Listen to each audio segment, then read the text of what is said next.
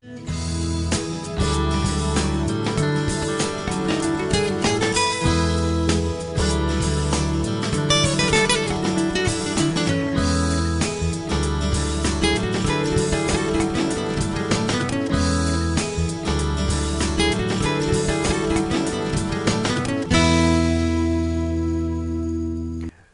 वालेकुम, खुश आमदीद, सुबह खैर तमाम देखने वालों को। प्रोग्राम का नाम है गुड मॉर्निंग कराची और मेरा नाम है मोहम्मद यासिर। नाज़रीन, प्रोग्राम गुड मॉर्निंग कराची में मुख्तलिफ मामलात और मसाइल के हवाले से गुफ्तगू करते हैं और कोशिश होती है कि अवामी नौइयत के मामलात और मसाइल प्रोग्राम में ज़ेर बहस लाए जाएँ। और सुबह का वक्त है, आपको हालात हाज़रा से बाखबर रखना भी बेहद ज़रूरी है। और सूरत हाल हमेशा बड़ी दिलचस्प हो जाती है जब बात होती है मुल्क की सियासी सूरत हाल के हवाले से। इस वक्त सूरत हाल कुछ ऐसी है कि सोशल मीडिया पे ख़ास तौर पे एक जो जमात है उसके जो चाहने वाले हैं, फॉलोअर्स हैं, वो एक तरफ और बाकी पूरी दुनिया जो है वो एक तरफ। तो वो जो कशमकश है वो सोशल मीडिया पे जारी हमेशा से रही है। और इसके साथ साथ आप ये समझ लीजिए, मैं हमेशा इस चीज़ पे बड़ा ज़ोर देता हूँ कि जो इन्फॉर्मेशन हम तक पहुँचती है या पहुँचाई जाती है, कभी भी गुजारिश हमेशा से ये रही है कि बग़ैर किसी तस्दीक के एक दूसरे तक ना पहुँचाई जाए। और इस वक्त पहले से ज़्यादा बाखबर रहने की ज़रूरत है। हमेशा ये कहता हूँ, एक तो हमारी बड़ी बदकिस्मती है कि ना हमारा इल्म से कोई ताल्लुक़ है, ना आगही हमारे पास है। जिस सियासी शऊर को हम शऊर गर्दानते हैं वो भी हमें सियासी जमात ने दिया और वो भी महज अपने मफादात के लिए दिया। तो उसको सियासी शऊर समझना एक बहुत बड़ी गलती इस वक्त है और यही वजह है कि हमारे मामला जो हैं वो टकराव की तरफ जा रहे हैं। बहरहाल बात मुख्तसर करता हूँ, इस वक्त मुल्क की जो सियासी सूरत हाल है उसके साथ साथ मुआशी सूरत हाल और दीगर मामला इसके ऊपर सुबह के वक्त गुफ्तगू करेंगे। मौजूद मेहमान स्टूडियोज़ में तशरीफ़ रखते हैं। सबसे पहले उन्हें खुश आमदीद कहूँगा और उसके बाद फिर गुफ्तगू के सिलसिले का आगाज़ करेंगे। सबसे पहले मौजूद मेहमान जनाब जावेद सिद्दीकी साहब, पाकिस्तान तहरीक इंसाफ से आपकी वाबस्तगी है और सुबह के वक्त हमने उन्हें मदऊ का रखा है, उनको मैं खुश आमदीद कहता हूँ। बहुत शुक्रिया जावेद भाई प्रोग्राम में हमें वक्त देने के लिए। उनके हमरा तशरीफ़ फरमाएँ जनाब अब्दुल रज़ाक बाजवा साहब, पाकिस्तान पीपल्स पार्टी से आपकी वाबस्तगी है और उसकी नुमाइंदगी यहाँ पर कर रहे हैं। और उसके अलावा हमारे बड़े देरीना दोस्त भी हैं दोनों मौजूद मेहमान, तो उनको भी सुबह के वक्त खुश आमदीद कहता हूँ। बहुत शुक्रिया आपका, सुबह खैर आपका। बहुत शुक्रिया रज़ाक भाई प्रोग्राम में वक्त देने के लिए। जी जावेद साहब, अब सूरत हाल ऊपर क्या मज़ीद कुछ सवाल किया जाए? धरने भी हो गए, एहतजाज भी हो गए, सब कुछ हो गया। आखिरी कार्ड आपको ये सुनाए कि सिविल डिसोबीडियंस की तरफ जो है वो मामलात को ले जाने की कोशिश की जा रही है। वाक़तन इसका क्या नतीजा निकलने वाला है, हर शख्स ये सवाल कर रहा है। तो ज़रा इसके बारे में राय दीजिए कि जो इससे पहले कार्ड्स खेले गए उसका क्या नतीजा निकला और अब ये आखिरी कार्ड जिसको अब पता नहीं आखिरी है भी या नहीं है, अब बार बार ख़ुद ही इस चीज़ के ऊपर मोहर सब्त कर देते हैं कि ये हमारा आखिरी कार्ड होगा, लेकिन पता ये चलता है थोड़े अर्से बाद फिर एक और कार्ड जो है वो खेलने की ज़रूरत पेश आती है। ज़रा फरमाइए ये मामला क्या है? बिस्मिल्लाहिर्रहमानिर्रहीम। अगर आप देखें कि ये जो हुआ था एहतजाज, ये एक जमहूरी मुल्कों में जाहिर सी बात है पार्टियां एहतजाज करती हैं, दूसरी भी करती थी। हमारे वक्त में भी हुआ था लॉन्ग मार्च और बहुत सारी चीज़ें बिल्कुल हुआ था और इन्हीं पार्टियों ने किया था जो आज इख्तियार में। लेकिन कभी ऐसा कोई वाक़या पेश नहीं आया उनके साथ, मतलब ना उन्हें, मतलब ये कि ना उनके ऊपर लाठी चार्ज हुई, ना आंसू गैस हुई, कुछ भी नहीं हुआ। आए वो एहतजाज किया, मैं चले टीएलपी से ले लूँ किसी को लाइन पर, वो आपको बता देगा। टीएलपी का एहतजाज नहीं था, वो एक दूसरा मसला था। वो एक जो फ्रांस से ताल्लुकात, अब यही टीएलपी है, इसी के दौर में यही हुकूमत फ्रांस से इमदाद भी ले रही है, उनका शुक्रिया भी अदा कर रही है, हर चीज़ कर रही है। तो आज टीएलपी कहाँ है? आज टीएलपी मतलब उस वक्त वो आपको याद होगा सफ़ीर का मसला था और खाको का था। तो जबकि सफ़ीर यहाँ पे था भी नहीं, लेकिन उसके बावजूद वो एहतजाज कर रहे थे। उनको यही कहा गया, जाहिर सी बात है नहीं जो ने क्या किया नहीं था, मैं तो ये जानने में ज़्यादा मसला ये है कि इसको आप उससे नहीं जोड़ें, क्योंकि उसकी वजह ये है कि ये एक अलग मसला था, वो एक अलग मसला मामला नहीं था आपके ख्याल? नहीं, वो सियासी नहीं था, वो एक इंटरनेशनल इशू था। वो सियासी कहाँ था? वो सियासी नहीं था, वो एक इंटरनेशनल इशू था जिसपे वो कर रहे थे और वो सफ़ीर भी नहीं था उस वक्त। और आज मुझे बताएं, आज यही टीएलपी जब शहबाज शरीफ शुक्रिया अदा कर रहे हैं उसी फ्रांस का, उसी मुल्क का, और इमदाद मिलने पे और उसके साथ बड़ी गर्मजोशी मिलने पे फ्रांस के साथ जो अभी हुए माहदे, अगर शायद आपने तस्वीरें देखी, कई सोशल मीडिया पे सारी तस्वीरें आई हैं और अब जब से ये हुकूमत में आए थे उस वक्त से ये ताल्लुकात हैं। तो आज वही टीएलपी खामोश क्यों है? आज भी वही उसी तरह एहतजाज करे जिस तरह कर रही थी। तो वो एक अलग मसला था, ये एक अलग मसला था। अच्छा, ये अलग मसला। ये एक सियासी और जमहूरी जो एक आम आदमी को हक होता है, ये उसके लिए था। जाहिर सी बात है, आप देख रहे हैं कि जब से हुकूमत बनी है कि महंगाई किस हद पे पहुंच गई है। पानी, बिजली, गैस के आप देख लें रेट, लोग अब अपनी तनख्वाह से घर चलाएं या ये अखराजात पूरे करें।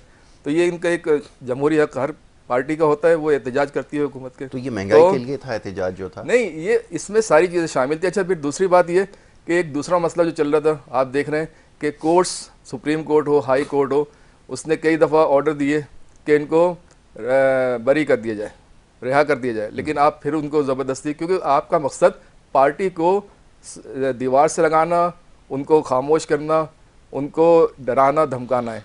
क्योंकि आपको अंदाज़ा है कि जब खान साहब बाहर आएंगे तो आपके जो बीच में जो बहुत सारे लोग हैं, जाहिर सी बात है हमारी पार्टी में बहुत सारे ऐसे लोग हैं, पहले भी थे जो अभी आपने देखा था कि वो साइड लाइन हो गए। तो उनकी जो कन्फ्यूजन फैलाना, ये सब चीज़ें की वजह से, क्योंकि जब खान साहब अगर आवाम के दरमियान होंगे, कारकुनों के दरमियान होंगे, तो लोग सिर्फ खान साहब की सुनेंगे, फिर बीच के सारे लोग, और फिर जो कन्फ्यूजन है वो भी ख़त्म हो जाएंगी। जैसे मैं अपने प्रोग्राम में कहता हूँ कि जो अंदर जाता है बाहर आता है, एक नया स्टेटमेंट देता है, जो अंदर जाता है बाहर आता है एक नया स्टेटमेंट देता है। तो ये सारी कन्फ्यूजन। अच्छा, वो जो वाक़या हुआ, तो ये तो आपको पता है, चाहे इंडिया हो, यूरोप हो, बहुत सारे मसाइल पे वहाँ पे एहतजाज। अभी आपने कुछ अर्से पहले देखा था कि किसानों ने दिल्ली में आके बहुत एहतजाज किया था, सही है। तो इसी तरह इस्लामाबाद में भी हुआ था एहतजाज, और आपने देखा लाखों की, क्योंकि लोकल मीडिया पे तो पाबंदी थी, लेकिन इंटरनेशनल मीडिया सब दिखा रहा था। नहीं, अच्छा, लोकल मीडिया पे किस किस्म की पाबंदी? मैं समझा नहीं आपकी मतलब 2 दिन तक जो वहाँ पे जो कार्रवाई हो रही थी, तो आपके आम मीडिया कहाँ दिखा रहा था उसको? नहीं, मीडिया ने तो बिल्कुल दिखाया, वो एक हो सकता है, हमने सब कुछ दिखाया, एक एक चीज़ दिखाई है। चलें, हो सकता है दिखाया कोई ऐसी, नहीं, रिकॉर्ड को दुरुस्त किया जाए ना। आपने मीडिया पे पाबंदी किसने कहा आपको? देखें, हामिद मीर के अगर आप बयान देखें, सुने सुन ले, और जो मतीउल्लाह जान, हामिद मीर वगैरह, ये पर्सनली अपने वीलॉग्स में बता रहे थे तफसीलात, लेकिन फिर आपने देखा जब ये वाक़या हुआ। अच्छा, फिर दूसरी बात ये कि हम इस्लामाबाद में थे, हम कोई गज़ा में तो थे नहीं कि हमें डर हो कि यार ये भी हो सकता है, ठीक है, सही है। तो बहरहाल, अच्छा, फिर ये जब वाक़या हुआ तो मुझे अपनी किताबों में हमने एक पुराना जलियांवाला बाग का वाक़या सुना था, आपने भी पढ़ा होगा, हमने भी पढ़ा। तो वो भी ऐसी था कि हुकूमत के खिलाफ एहतजाज, लेकिन फ़र्क सिर्फ ये था कि वो अंग्रेज़ों की हुकूमत थी, और ये जो वाक़या हुआ है ये पाकिस्तान में, यानी जो फायरिंग जिन पे हुई वो भी पाकिस्तानी, करने वाले भी पाकिस्तानी। फायरिंग हुई? क्यों फायरिंग नहीं हुई थी? जो हलाकतें हुई किससे हुई? आपने किसके ऊपर फायरिंग हुई है? मसला ये है कि ये जो हलाकतें हुई हैं ये कैसे हुई हैं? कहाँ हैं हलाकतें? चलें, ये हलाकतों का बताएं, कौन है हलाक, नाम बताएं किसी का। अब मसला ये है कि आप हर बात को झुटला दें, नहीं, मतलब बैनुल-अक़वामी मीडिया, और ये जो अभी आपने मुख्तलिफ गुजारिश ये है कि अब तो बाकायदा उसके खिलाफ कार्रवाई होगी जिन्होंने इस तरह की खबरें चलाई हैं, और इससे पहले भी हुई है कार्रवाई, और उन्होंने माफी भी मांगी है। आप ऐसा करें, हाफिज नईमुर रहमान साहब के भी कई इंटरव्यूज आ चुके हैं, प्रेस कॉन्फ्रेंस से आ चुकी है, हामिद मीर साहब की भी आ चुकी है, बैरिस्टर गौहर साहब की भी आ चुकी है, और उन्होंने तस्दीक की तकरीबन मेरे ख्याल से 12 या 13 की तस्दीक की है। हाँ, वो आपके इल्म में नहीं है, क्योंकि नहीं, आप जरा कोई वो नहीं है मुझे, बिल्कुल। मैं तो आपसे सवाल करूंगा, चैनल पे मैं किसी भी इंफरादी शख्स की, ये तो पार्टी वाले बताएंगे ना। बैरिस्टर गौहर की आप बात कर रहे हैं तो उनको साबित करना पड़ेगा ना, मैं बाकियों की बात नहीं कर रहा। देखिए, असल में मसला ये है कि यहाँ पे कोई पहला वाक़या नहीं है, ये कोई पहली दफ़ा नहीं हुआ। अब आप एक मिसाल है, मैं एक मिसाल देता हूँ। मिसाल तो मैंने कराची में बल्दिया फैक्ट्री का वाक़या हुआ था, उसके जो GIT वगैरह बनी थी, उसमें मुजरिमों का तयन नहीं हो सका था, कई साल तक GIT बनती रही। इसी तरह आप देखें मुख्तलिफ मौक़ों पे शहर में, अभी आप देख लें स्ट्रीट क्राइम्स ये वो होता है, लेकिन हुकूमत यही कहती है कि अमन व अमान की सूरत हाल बेहतर है, अमन व अमान, जबकि इस साल भी 105 अफराद स्ट्रीट क्रिमिनल्स के हाथों शहीद हुए, क्योंकि जाहिर सी बात है बेचारे। नहीं, मैं वापस उस तरफ कहने का मकसद ये है कि जब सैकड़ों अफराद पे हुकूमत कहती है कुछ नहीं हुआ, तो 12-14 पे उसको ये स्टेटमेंट देने में क्या कबाहत है? नहीं तो ये आपने 12-14 अच्छा किया आपने, 12 या 14 भी नहीं, ये जो करंट देखें, मैं तो उस हर वक्त शख्स मीडिया पे ये सवाल कर रहा है कि वो 12-14 लोग अच्छा, कौन फिर हैं, दूसरी आखिर बात, किसको नाम तो बताएं। सर ये उनके कब्रिस्तान कहाँ है, उनकी तफसील कहाँ हुई है? कोई मानसेरा का है, कोई बन्नू का है, कोई बलूचिस्तान का है, तो ये सारी तफसीलात आप जाके देख सकते हैं। हुई है नहीं, हमने तो देख लिया, आपसे सवाल कर रहे हैं। ये सब मीडिया पे आ चुका है, लेकिन नहीं, मीडिया ही सवाल कर रहा है। जावेद भाई, आप गलत फहमी पैदा करने की कोशिश ना करें। नहीं, गलत फहमी नहीं है, मीडिया ही सवाल कर रहा है, मीडिया को अभी तक कोई जवाब नहीं मिला। अच्छा, ये आप ये बताएं, अगर आपके हुकूमती मौक़िफ़ को सही मान लिया जाए, हुकूमती मौक़िफ़ क्या है कि कुछ भी नहीं हुआ, ये क्या ना हुकूमत नहीं, कुछ भी हुकूमत ने तो नहीं कहा, लाठियां तो चली हैं, इसमें तो कोई दो राय नहीं है। हम भी कह रहे हैं, बात कर रहा हूं, हलाकतों के हवाले से ही तो हुकूमत भी सवाल कर रही है। उसके बाद जो हॉस्पिटल है, जो करीब जवार के हॉस्पिटल है, उस पे लवाहिकीन और सहाफियों को दाखिले पे क्यों मना किया गया? कौन से सहाफियों को? एक आप जिस फर्द वाहिद की बात कर रहे हैं, उनका मामला क्या है, मैं उसकी तरफ से अभी तक मुझे बताया कितने सहाफियों ने जाके रिपोर्टिंग की है, सारा मीडिया वहां पे हत्ता के जो जख्मी हुए थे, जो हलाकतें हुई थी, उनके लवाहिकीन तक को मिलने की इजाजत दी थी, उन तक को ये कहा गया कि यहाँ पे कुछ नहीं हुआ।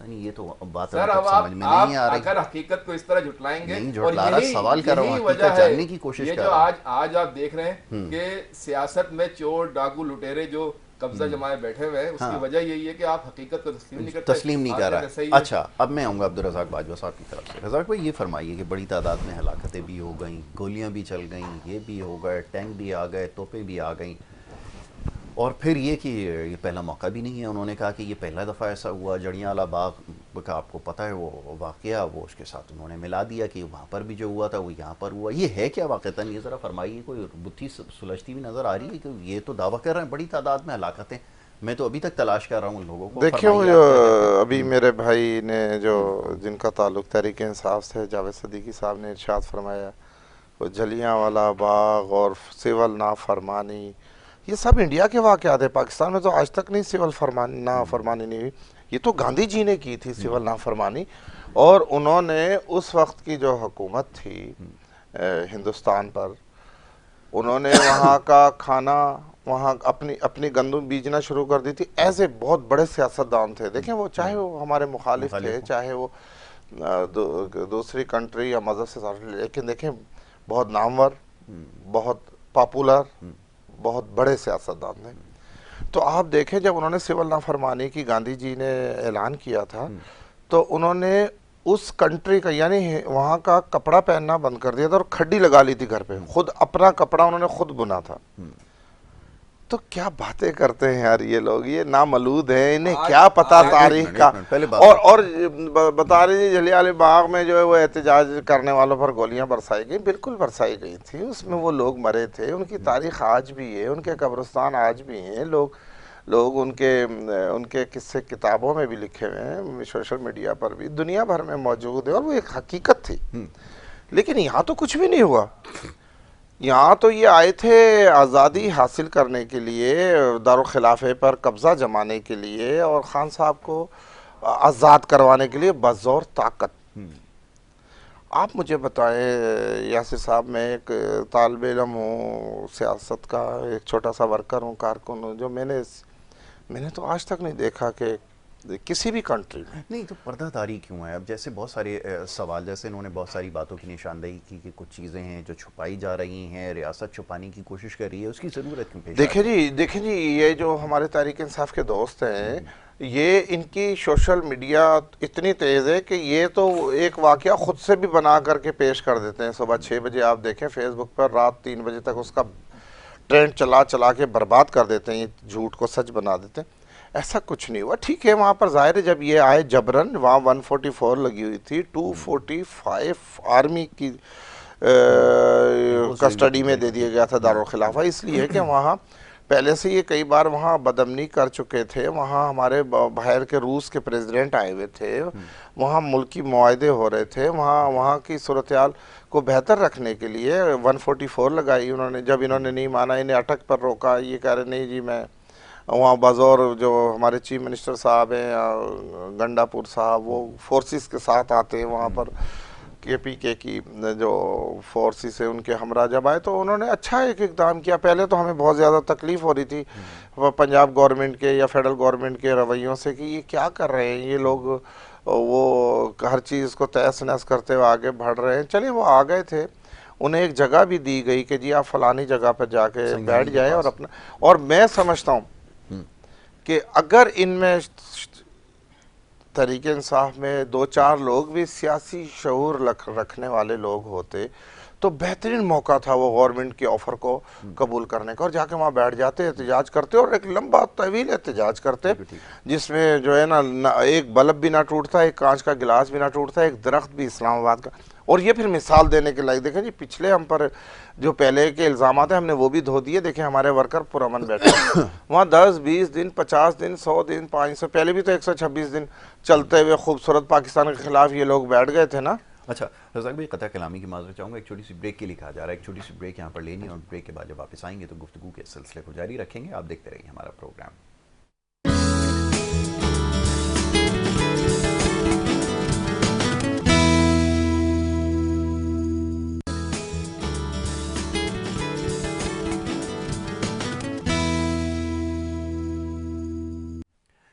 वेलकम बैक जी, एक दफ़ा फिर आपको खुशामदीद कहेंगे। ब्रेक पे जाने से पहले गुफ्तगू का सिलसिला जारी था, बात हो रही थी ये जो कुछ हो रहा है एहतजाज और धरने वगैरह, इसके हवाले से हम जानने की कोशिश कर रहे थे। एक जुमला और मजीद इसमें इजाफा कर दें, अभी जैसे कुछ देर पहले बता रहे थे कि रियासत मजबूर कर रही है, बड़ी तादाद में लोग अस्पतालों में लाए गए, तो क्यों इसकी पर्दादारी हो रही है, ये तो ज़रा बताइए। अगर इनका जैसे इन्होंने कहा है कि उसकी तहकीकात होनी चाहिए। यासिर साहब, मैं समझता हूँ कि ये सारा झूठ का पलंदा है।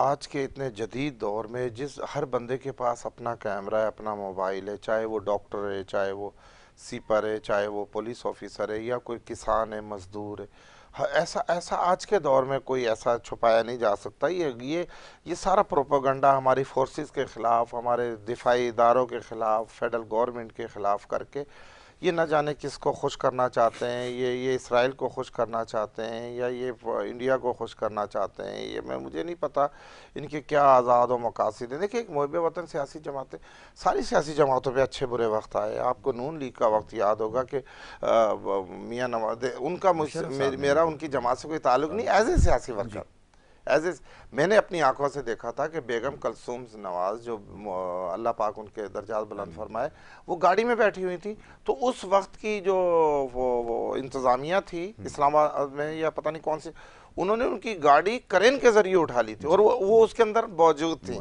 इतनी बहादुर खातून थी कि वो गाड़ी से नहीं उतरी। तो यार देखें, एहतजाजी तरीक़ों के लिए आप दमखम होना चाहिए। आप पीपल्स पार्टी को देख लें, पीपल्स पार्टी की मिसालें मैं रोज़ क्या बताऊँ, मतलब अच्छा भी नहीं लगता कि मैं अपनी पार्टी के लिए हर वक्त बताता रहूँ। कि बात यह है कि अब तो सीखना चाहिए तहरीक इंसाफ को दीगर सियासी जमातों से, सीख करके अपने वर्करों की थोड़ी सी सियासी तरबियत करनी चाहिए। उन्हें बताना चाहिए कि देखें, सियासत में मुखालफत बराए मुखालफत नहीं होनी चाहिए। अगर आपका बदतरीन मुखालिफ सियासी अगर जमात भी कोई अच्छा अमल करती है, कोई अच्छा रोल करती है, या कोई आपका मुखालिफ सियासतदान भी कोई अच्छी बात करता है, तो आपको उसे अप्रिशिएट करना चाहिए। हमने तो ये अपने बड़ों से, अपने सियासी उस्तादों से, सियासी जमातों में एज ए कारकुन ये सीखा है। तो हम अब नजर आया बड़े अरसे के बाद, गुज़िश्ता रोज़ में देख रहा था बैरिस्टर गौहर ने ये भी जो इशू चल रहा है मदारिस के हवाले से, इस पर कहा कि वज़ारत तालीम के मातहत होने चाहिए रजिस्ट्रेशन का मामला, यानी हुकूमती मौक़िफ़ की एक खामोश है। जी देखिए, गौहर साहब, मैं गौहर साहब को देखो तहरीक इंसाफ नहीं समझता ना। देखिए, गौहर साहब को अभी आए हुए 1.5 से 2 साल नहीं हुए, वो तो लकी हैं, 1.5 साल में ही जो है ना पार्टी के चेयरमैन बन गए। बकाया ये तो हमारे party Pakistan Peoples Party Peshawar के छोटे से कारकुन, अदना कारकुन थे, और जिस पे वो फख्र भी करते हैं कि मैं पीपल्स पार्टी से मेरी तरबियत। देखिए, वो कभी भी उसकी तरबियत हुई है पाकिस्तान पीपल्स पार्टी में, तो वो मैं नहीं समझता कि उसकी तरबियत इस तरह की झूठ के पलंदे पर हुई है। और उसने बहुत अच्छी बात की है, उसने एक हकीकत पसंदाना बात की है। उन्होंने जब मोहतरमा ने, बीबी साहिबा ने, मलंगनी ने ये कहा कि जी मुझे सब छोड़कर भाग गए थे डी चौक पर 12:30 बजे, उसी गौहर साहब ने तो उसकी भी वजाहत की कि ऐसा नहीं था, हम सब साथ थे, हम खुद ठीक है। साथ लेकर गए। और ये जो वहाँ के चीफ मिनिस्टर साहब हैं गंडापुर साहब, उन्होंने भी फरमाया, उन्होंने भी अपनी वजाहती बयान दिया कि बीबी हम आपके साथ थे, हम आपको खुद ही लेकर भागे हैं और आप खुद हमसे तेज़ भाग रही थी।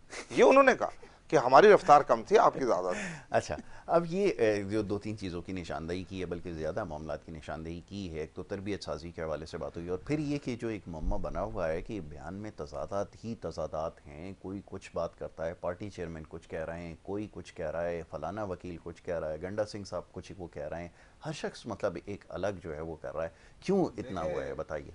मसला ये है कि अदालत के फैसले के बावजूद खान साहब को रिहा ना करने की एक वजह ये भी है कि कन्फ्यूजन, जो मैं बार बार कहता हूँ, हर प्रोग्राम में कहता हूँ, कन्फ्यूजन।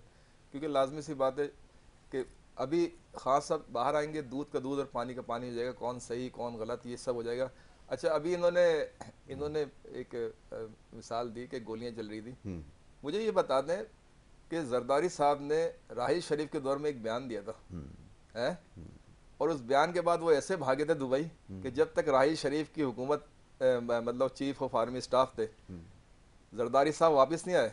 यानी सिंध हुकूमत तो इनकी थी ना, सिंध हुकूमत के इजलास भी दुबई में होते थे उस वक्त तो गोली भी नहीं चली थी, डंडे भी नहीं हुए थे, कुछ भी नहीं हुआ था, सिर्फ एक बयान पे ये ऐसे भागे थे दुबई कि उनकी नहीं। देखें, आप इल्जाम तराशी ना करें, नहीं, ये हकीकत उनकी तबीयत ठीक नहीं होती तो उनके डॉक्टर दुबई में होते हैं। वो असल मसला ये है कि जब इनके ऊपर कोई मसला बुरा वक्त आता है तो ये एक लंदन चले जाते हैं, दूसरे दुबई चले जाते हैं। मैं नहीं समझता कि तरबियत याफ्ता कारकुन इस तरह के घटिया इल्जाम। देखिए क्या बात है, जब आप बात कर रहे हैं तो मुझे भी बात करने देना, या तो आप भी बात नहीं करें, नहीं करें तो फिर हकीकत तो ये भी है ना कि वो दुबई भागे थे और सिंध गवर्नमेंट के इजलास भी दुबई में होते थे। अब आप इसकी तस्दीक करेंगे या नहीं करेंगे ये मुझे नहीं पता। नहीं, मुझे तस्दीक मैंने की हुई है। हाँ, तो कहने का मकसद ये है, आप वहां पे गोली शैल और उस पे तबसरे कर रहे हैं।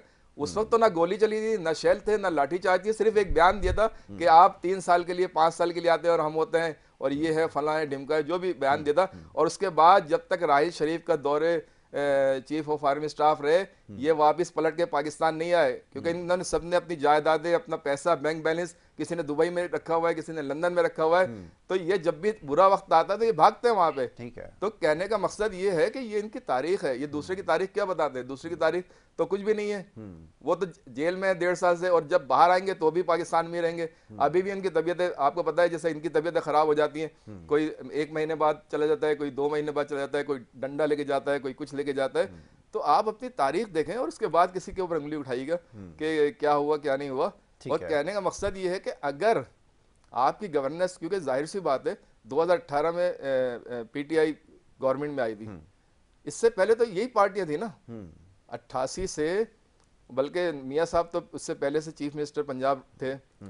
तो क्या वजह थी कि लोगों ने फिर आपको रिजेक्ट करके पीटीआई को उस वक्त भी वोट दिए, और अभी 2024 में आपने देखा कि रिकॉर्ड तोड़ 2/3 मेजॉरिटी उसकी वजूहात उस वक्त का आपका सियासी बाप था तहरीक इंसाफ का, जनरल बाजवा ने आपको इख्तियार दिया। असल में वो तो आप भी रहे ना, वो इख्तियार आप लोगों को बात मुकम्मल करें ना, मैं फिर इससे आप भी रहे। डैडी कहते थे अय्यूब खान को, आपके भुट्टो साहब जो आपके फाउंडर मेंबर थे, डैडी कहते थे कि कोई तारीख कैसा, एक दूसरे पे उंगली उठाने से पहले अपनी तारीख देखा करें कि आपकी तारीख क्या है। फिर आगे 2 लाख मुल्क जो हुआ है उसमें ही भुट्टो साहब का आता है, सही है ना, बहुत सारी चीजें। तो आप पहले अपनी तारीख देखें। हमारी 3.5 साल पे जितनी तबसरा करते हैं, आपको तो इससे कहीं ज्यादा खराब दौर गुजरा है। जब भी तो लोगों ने आपको रिजेक्ट करके खान साहब को चॉइस की थी, वरना नहीं करते। अगर आपका इतना अच्छा दौर होता, आप जितनी बातें कर रहे हैं अगर वो सही होती, तो 2024 में वो रिजल्ट नहीं आता जो रिजल्ट आया है। तो कहने का मकसद ये है कि सियासत में जो अदम इस्तेहकाम हुआ है उसकी वजह यही है कि आप मैंडेट चेंज करते रहे। चल ठीक है, अगर पीपल्स पार्टी को वोट मिलते हैं, पीपल्स पार्टी को गवर्नमेंट दे, नून लीग को वोट मिलते हैं, नून लीग को दें, पीटीआई को मिलते हैं, जैसे और मुल्कों में होता है, जमहूरी मुल्कों में। लेकिन इस्टेब्लिशमेंट की इन्हीं जो रिजल्ट चेंज करने की वजह से आप देखें कि इस वक्त जो हमारी नई जनरेशन है वो इस वक्त पाकिस्तान से मायूस हो गई। क्यों हो गई? नहीं, वो सोशल मीडिया पे मायूसी नहीं, तो वो कितने फैला लोग ही जा जा रहे रहा हैं? है। ये अनवर कितने लोग मकसूद जा रहे हैं? साहब की बात कर रहे हैं नहीं, शायद। अनवर मकसूद साहब की नहीं, हकीकत है, जाके पासपोर्ट ऑफिस नहीं, में आपकी जाके बात देखें, सही है, लोग जा पासपोर्ट रहे हैं। ऑफिस में जाके अच्छा, देखें, मजे सब की जगह बात है देखें। कि पासपोर्ट ऑफिस में तो आपने आज जाना शुरू किया है ना, हम तो बहुत अरसे से जा रहे हैं। उस वक्त देखिए भी हम भी पाकिस्तान जा में रहे हैं, हमेशा हम से भी लोग इसी तरह मैंने भी वो कई बना दफा करते हैं। पासपोर्ट बनवाए, सब कुछ बिल्कुल किया ठीक है, है, लेकिन बिल्कुल ठीक वो है। जाते थे जो आप किस सन में जरूरियात गए थे? जिंदगी।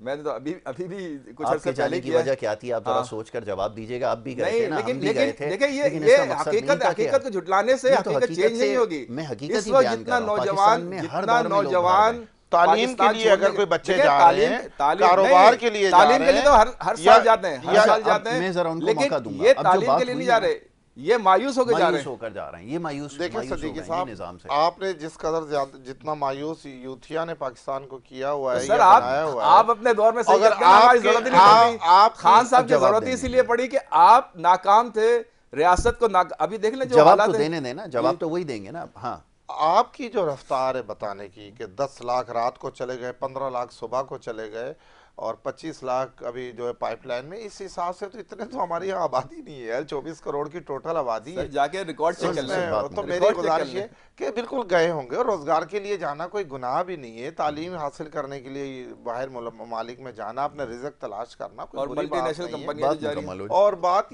दरअसल ये है कि देखिए, इल्ज़ाम तराशी में ये मैं आपसे गुजारिश करता हूँ, कभी आप हकीकत पसंदी का भी मुजाहरा करें। आप ठीक है, मैं नहीं कह रहा हूँ कि हम सारे जो मौजूदा गवर्नमेंट है ये कोई फरिश्तों की हुकूमत है, यहाँ जो है वो सब सबज ही सबज है, ऐसा कुछ नहीं है। कोशिश कर रहे हैं इस मुल्क को दोबारा से एक ट्रैक पे लाने की।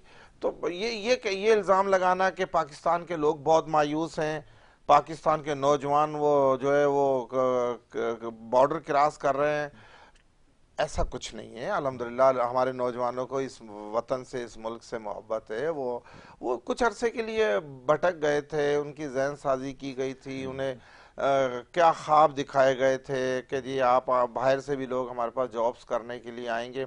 जब मौका मिला हज़रत जो हैं वो इमरान खान साहब को, तो कितनी नौकरियां मिली, कितने घर बने, कितने रोज़गार बने, कितने मामला दुरुस्तगी की तरफ गए। तो ये तो आप देखें, आप अपना जवाब खुद हैं। तहरीक इंसाफ तो अपना जवाब खुद है। वो क्या कहती थी जब उसको मौका मिला सब कुछ तब्दील करने का, अल्लाह सुब्हान अल्लाह ने उन्हें ताकत दी, इक़्तिदार की ताकत दी, इख्तियार की ताकत दी, लोगों अवाम की ताकत इनके बकौल के दी, तो फिर तो आप कुछ ना कुछ करके दिखाते ना। वो 600 डैम आप लोगों ने बना दिया यार, वहाँ से मुझे एक आधी कोई मछली तो ला के दिखा दें, वहाँ की कौन सा डैम जो है आप लोगों का। यानी क्या झूठ का पलंदा। यानी इमरान खान की सियासत झूठ झूठ झूठ। आज भी उनके जो सपोर्टर हैं या उनकी पार्टी, हम उनकी तर्ज सियासत पर बात नहीं कर रहे। हम उनकी तरबियत, इन्होंने एक नस्ल तबाह कर दी है पाकिस्तान की, एक नौजवान। अब देखिए कि वो उन्हें सिवाय झूठ के कुछ आता ही नहीं है, सुनी सुनाई बातों को आगे बढ़ाना। जबकि हमारा मजहब, हमारा कुरान, हमारा इस्लाम क्या कहता है कि सुनी सुनाई बात को आप उस वक्त तक आगे ना बढ़ाएं जब तक आपको पूरा यकीन ना हो जाए कि वो वाक्य। अब ये तो सारा मतलब इनका तो ये ड्रामेबाजियां कर करके झूठ बोल बोल कर इन्हें कोई खुदा का खौफ भी नहीं आता, हया भी नहीं आता। टीवी पर, अखबारात में, मीडिया पर, सोशल मीडिया पर, फेसबुक पर, ट्विटर पर बस झूठ।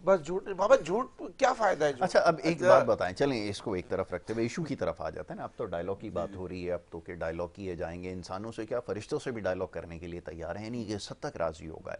और यही बात जब पिछले आपको 1.5 या 2 साल से ज़्यादा हो गए समझाते हुए, जितने भी लोग थे वो आपको बार बार ये कह रहे थे, मशवरा दे रहे थे, किसी भी फोरम पे जाते थे कि डायलॉग से मसला हल होगा, बातचीत करनी पड़ेगी, पार्लियामान की सियासत करनी पड़ेगी। उस वक्त तो कुछ सुनने के लिए तैयार नहीं थे। आज डायलॉग के लिए कैसे तैयार होगा? या तो पहले गलत थे या अब गलत हैं। कौन से टाइम पे आप समझते हैं कि सही? आपके सुनने वालों को ज़रा पता चले ना, आपके जो सपोर्टर हैं, कि सही किस वक्त थे। क्योंकि अगर इस वक्त डायलॉग करेंगे तो ये उससे भी बड़ी शिकस्त हो जाएगी, क्योंकि आप तो उसको तस्लीम करते ही नहीं है इस हुकूमत को। ये तो फॉर्म 47 की हुकूमत है, गैर आइनी है, तो गैर आइनी लोगों से या फरिश्तों से कैसे डायलॉग हो सकते हैं? अगर इस वक्त डायलॉग के लिए तैयार हो गए तो ये तो पहले से बड़ी शिकस्त हो जाएगी। तो फिर इसको कैसे परस्यू कर रहे हैं? ये पार्टी कर क्या रही है आपकी? देखिए मसला ये है कि डायलॉग पे पहले भी हमारा यकीन था, सब कुछ था, लेकिन नहीं था यकीन, नहीं वो तो आप नहीं एहतिजाज नहीं, का ये रास्ता सब झूठ इख्तियार कर रहा मसला देखिए, करते नहीं थे। ये कभी मौजूदा नहीं किया, आपकी मौजूदा तारीख ही नहीं है। गवर्नमेंट ने अपने पूरे टर्नओवर में सिवाय झूठ के और कुछ नहीं बोला। जैसे? उसकी वजह ये है कि देखें, एक मिसाल है, झूठ बताएं ना, क्या कहा? सबसे बड़ा झूठ तो यही है कि पूरा 8 फरवरी का पूरा रिजल्ट चेंज कर दिया, वो कह रहे हैं कि नहीं हम जीते हुए। अच्छा, फिर दूसरी बात ये है कि हमारे जो फैसले हैं, एक मिसाल है कि फॉर्म 45 और 47 के अभी भी हमारे जो एमएनए एमपी जो हैं वो कोर्ट के चक्कर लगा रहे हैं, पेशियों पे जा रहे हैं, सब कुछ। तो आपने जब हुकूमत ही गलत बयानी और झूठ पे मबनी आपकी हुकूमत है, जिन्होंने बनाई है, पावर उनके पास है, आपके पास पावर नहीं है, तो फिर आपसे डायलॉग करने का, और फिर दूसरी बात यह कि आपसे डायलॉग करके क्या फायदा होगा, क्योंकि उसकी वजह यह है कि आपके पास तो फैसले का वही इख्तियार ही नहीं है। अगर ये इख्तियार आपके पास होता, अगर ये इख्तियार होता तो आप मुझे एक बात बताएं कि अभी जो सेनेट के और रिजर्व सीटों के जो फैसले आए थे, आप क्यों नहीं उस पर अमल करते? कोर्ट के फैसले थे, हमारे फैसले थोड़ी थे, कोर्ट के फैसले थे ना। केपीके में अभी आपने देखा कि सेनेटर्स अभी तक कोई फैसला नहीं हुआ, रिजर्व सीटों का अभी तक कोई फैसला नहीं हुआ।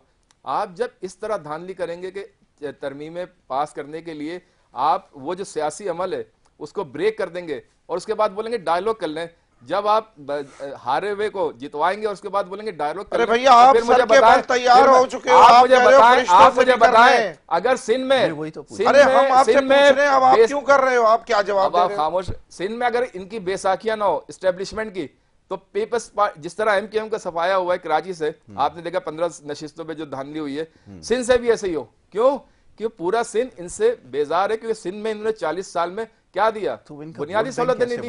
तो अब आप मुझे बताएं कि इनसे क्या डायलॉग करें, किस बात पे डायलॉग करें? इन्होंने कोई ऐसा काम किया हो, कोई ऐसी जमहूरी रिवायत कायम की हो, तो इनसे डायलॉग की जाए। तो सवाल ये पैदा होता है ना कि अगर आप ये ताना इनको देते हैं कि इनकी कारकर्दगी कुछ नहीं है, तो पख्तूनख्वा के अंदर तो फिर उससे भी बड़ा सवाल पैदा हो जाएगा। फिर वहां पे कौन सा में आप जाके आज आप देखें, आज का जो पख्तूनख्वा का जो आज का नौजवान है, आज आप मुझे बताएं कराची एजुकेशन में किस नंबर पे था? आप किस कराची किस में था?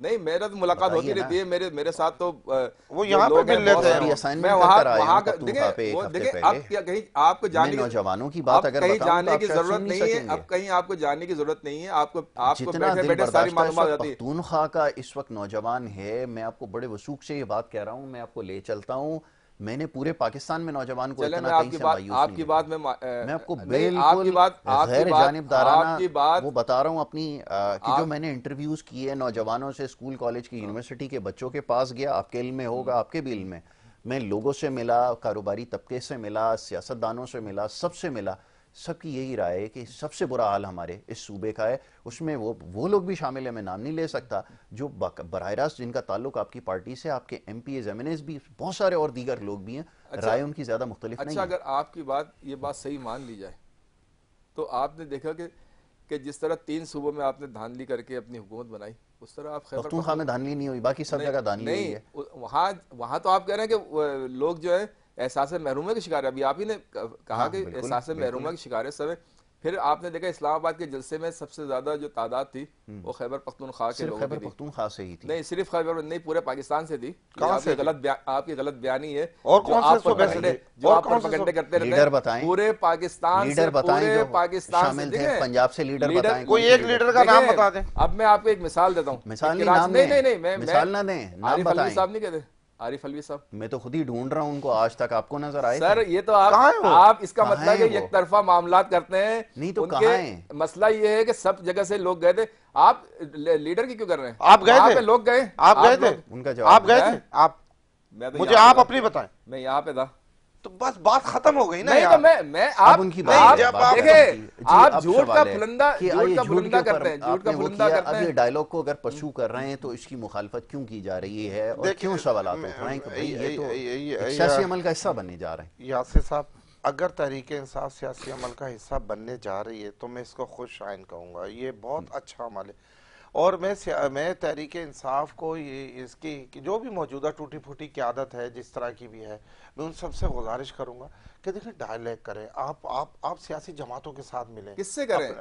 चोरों से, लुटेरों से, मैंडेट चेंज करने वालों से करें, मतलब डायलॉग उससे करें ना जो डायलॉग काबिल हो। जिन्होंने मैंडेट चोरी किया उनसे डायलॉग क्या करें? काबिल है ना, सियासी जमातें काबिल है ना, दीनी जमातें काबिल हैं, तो भाई फिर आपके इसराइल के साथ जाके कर लेना। आप आप किससे तो डायलेक्ट करना चाह रहे हैं? हमें पता है बाबा, तो यही इस्लामाबाद से हमें पता चल गया कि हम कहाँ पे थे। मौजूद जो लोग हैं, जो सियासी जमातें यहाँ पर मौजूद हैं, मैं कई बार एक ही बात को बार बार करता हूँ, मुझे आज खुद को फिर अच्छा इस्टेब्लिशमेंट नहीं लगता। इनके सर से हाथ उठा ले तो शायद ये सुने- सिंध में भी गवर्नमेंट नहीं बना सदीकी सके। साहब सुने इस्टेब्लिशमेंट की देखिए, वजह से अगर आप गवर्नमेंट बनाते हैं, establishment इस्टेब्लिशमेंट की वजह से पर वफाक इल्जाम बनी लगा रहे है, हैं। सब बनी है। सुने इल्जाम क्या, ये सुने हकीकत ना, है। बात तो सुना सुन करो, लीजिए। 8 फरवरी आप में ये 2024 बहुत को सब बुरी सुनेगा। आदत है, ये बात तो मैं सुनिए। बहुत ग्राउंड बुरी रियलिटी तरबियत बता है रहा हूं मैं तुम्हारी, आपको, ग्राउंड बहुत रियलिटी। मतलब अजीब सी तरबियत है आप लोगों की। देखिए 3 बार आप झूठ बोले वो सुने सही ना, बात है, तो मैं सच मुकम्मल बोलूं तो वो बोले। अजीब सी तरबियत है। सुने सदीकी साहब, सुने आपके काम आएंगे, आप सियासी आप कारकुन झूठ बन बोले जाएंगे। वो सही है, मैं सच बोलूं तो वो गलत है।